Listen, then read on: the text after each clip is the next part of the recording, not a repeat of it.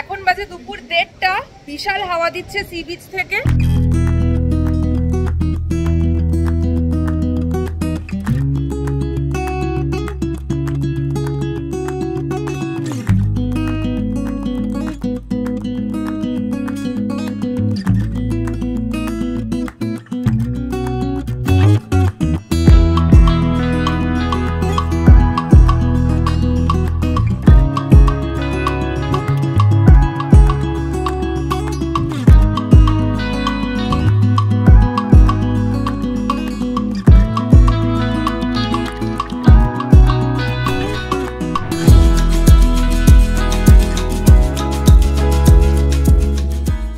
ওড়িশার দক্ষিণ প্রান্তে গঞ্জাম জেলার অন্তর্গত আকর্ষণীয় একটি জায়গা হলো গোপালপুর। ব্রহ্মপুর বা বেরহামপুর রেলওয়ে স্টেশন থেকে মাত্র 15 কিলোমিটার দূরে বঙ্গোপসাগরের তীরে এই ছোট্ট টাউন হলো এবার আমাদের গন্তব্যস্থল, অর্থাৎ গোপালপুর। এই গোপালপুর যাওয়ার জন্য ব্রহ্মপুর বা বেরহামপুর রেলওয়ে স্টেশন যাওয়ার উদ্দেশ্যে আমরা হাওড়া থেকে শুক্রবার রাত্রি 11:45 চেন্নাই মেল ধরেছিলাম। ব্রহ্মপুরে ঢোকার রাইট টাইম ছিল পরের দিন সকাল 8:20, কিন্তু ট্রেন 1 ঘন্টা লেট করায় আমরা নেমেছিলাম 9:30 নাগাদ। আর চেন্নাই মেলে আমরা থার্ড এসিতে ট্রাভেল করেছি। ট্যাক্স ফ্যাক্স বাদ দিয়ে আমাদের পার হেড ভাড়া পড়েছে 1000 টাকার মতন।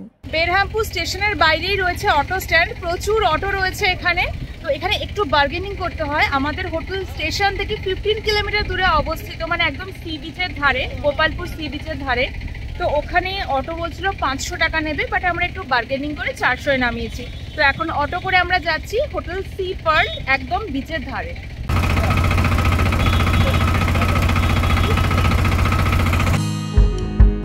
ব্রহ্মপুর বা বেরহামপুর রেলওয়ে স্টেশন থেকে আমরা এখন যাচ্ছি পূর্ব দিকে, মানে গোপালপুরে, অর্থাৎ সমুদ্রে। কিন্তু এই ব্রহ্মপুর রেলওয়ে স্টেশনের পশ্চিম দিকে রয়েছে একটা খুব বিখ্যাত টুরিস্ট স্পট, যেটার নাম হচ্ছে দারিংবাড়ি, মানে এক কথায় যাকে আমরা ওড়িশার কাশ্মীর বলে চিনি।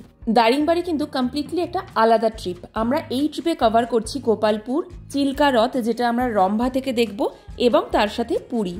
তো আমরা এবার দারিংবাড়িটা যাচ্ছি না, ওটা পরে কভার করব। ব্রহ্মপুর রেলওয়ে স্টেশনের পশ্চিম প্রান্তে ছোটখাটো বেশ কিছু টুরিস্ট স্পট রয়েছে, যার মধ্যে কিছু কিছু গোপালপুর থেকেও যাওয়া যায় এবং বেশিরভাগটাই যাওয়া যায় on the way to Daringbadi. সেগুলোর মধ্যে কয়েকটা হলো তারাতারিণী টেম্পল, তপ্তপানি, জিরাঙ্গা, কাসাদা, ভৈরবী টেম্পল ইত্যাদি। তো পশ্চিম প্রান্তের এই সমস্ত কিছু জায়গা আমরা দারিংবাড়ি ট্রিপের সাথেই কভার করব।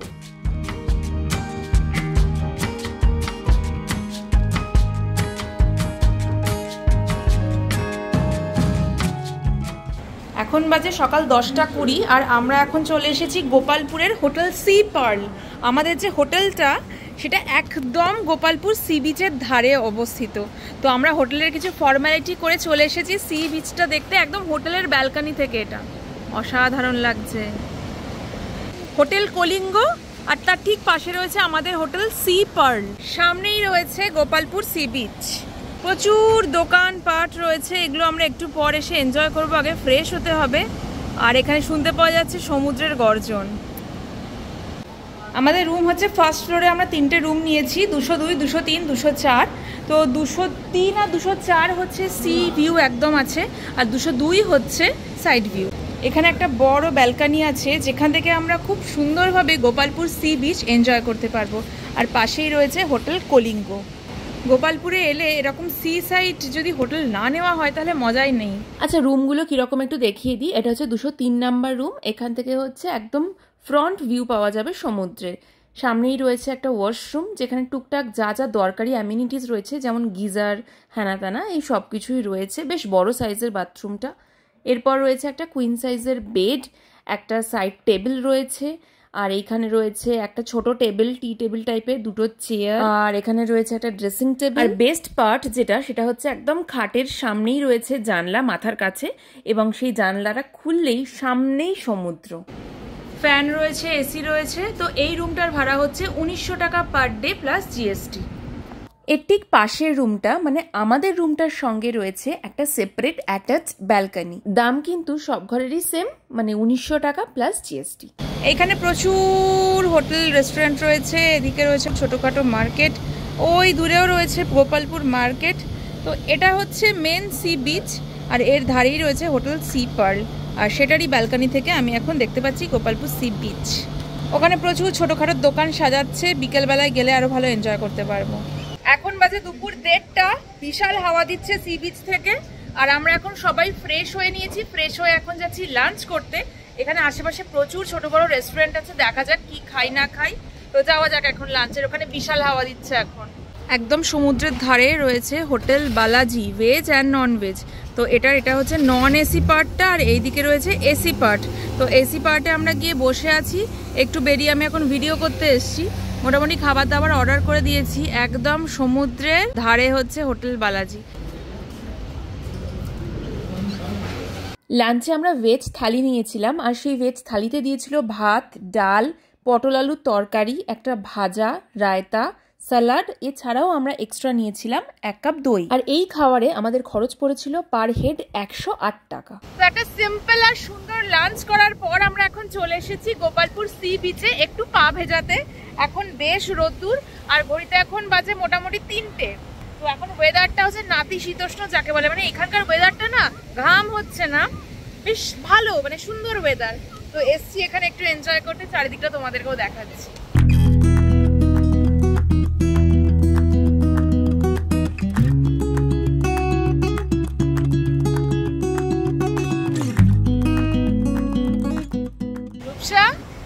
গোপালপুর কেমন লাগছে? আপাতত বেশ সুন্দর, আর এখানে ঘাম হচ্ছে না, এটা সবথেকে ভালো লাগছে। আমি এটা একটু আগেই বললাম যে এখানে ওয়েদারটা ভীষণ সুন্দর, ঘাম হচ্ছে না, নাতিশীতোষ্ণ ওয়েদার যাকে বলে। বিচটা খুব ফাঁকা ফাঁকা, একদম ফাঁকা। অ্যাকচুয়ালি পুরীতে যেরকম খুব ভিড় হয় না, এখানে অতটা ভিড় হয় না, যার জন্য আরো ভালো লাগে। আর এখন দুপুর 2:30-3টে বাজে, বোঝাই যাচ্ছে না, মানে ঘাম নেই, একদম রোদ্দুর প্রচুর, কিন্তু ঘাম নেই। সমুদ্রে আসে না। না না, পুরীতে গেলে এই সময়ও তুই ভিড় পাবি। ওখানে এটা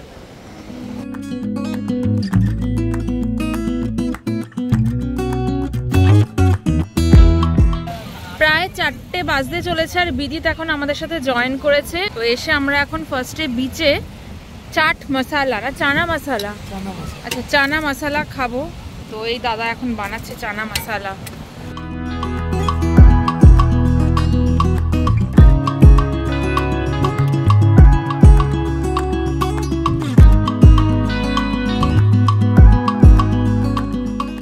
কেমন খেতে? কেমন রূপসা? বেশ ভালো।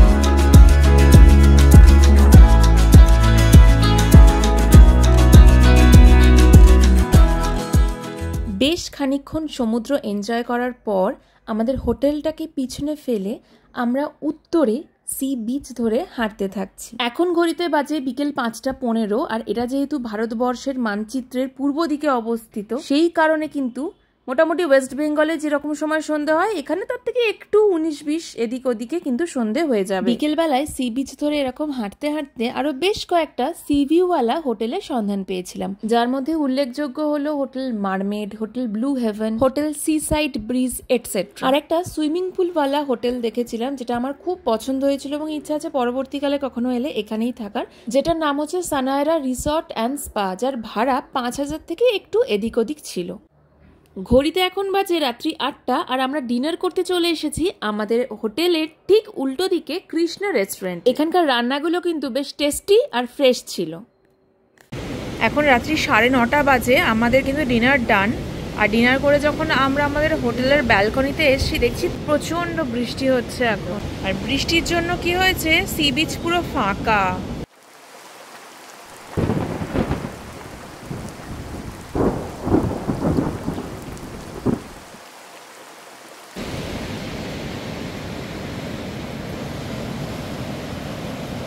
গোপালপুরে এসে এত বৃষ্টি পাবো সেটা সত্যিই ভাবিনি। তবে যাই হোক, কাল সকালে আশা করছি যে খুব ভালো একটা সানরাইজ এনজয় করতে পারবো। দেখা যাক।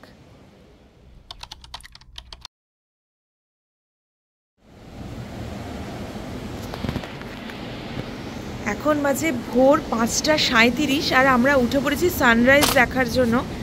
অসাধারণ ভিউ দেখতে পাচ্ছি আমাদের ব্যালকানি থেকে, মানে এত সুন্দর ভিউ দেখবো এক্সপেক্ট করিনি। আর সানরাইজ দেখার জন্য এখানে সি বিচে অনেক মানুষ দাঁড়িয়ে আছেন। আর আমাদের যেহেতু হোটেলটা একদম সি বিচের ধারেই, সেই জন্য আমরা সি বিচে যাইনি, আমরা এখান থেকেই মানে আমাদের হোটেল থেকেই এনজয় করতে চলেছি সানরাইজ। এবার দেখা যাক, এত সুন্দর লাগছে, মানে এত সুন্দর সানরাইজ ভিউ আগে কখনো দেখেছি বলে মনে পড়ছে না।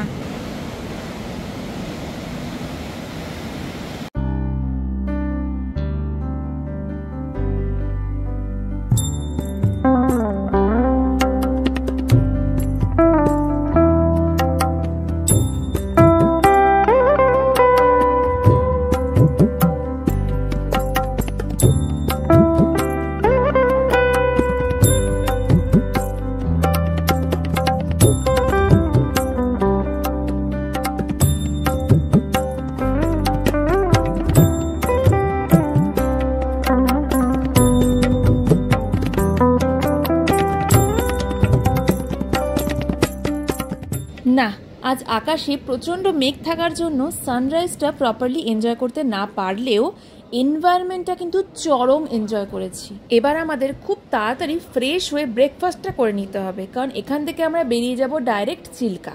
ব্রেকফাস্টে আমরা সবাই অর্ডার করেছি উড়িষ্যা স্পেশাল দোসা।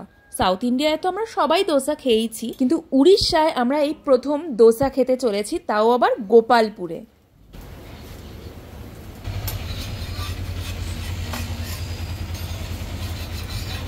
প্লেটে চলে এসেছে গরম গরম দোসা, তার সাথে আছে নারকেলের চাটনি, সাম্বার আর একটা তরকারি। তো এখানে দোসায় পুর হিসেবে বেশ ঝালঝাল আলুর তরকারি রয়েছে।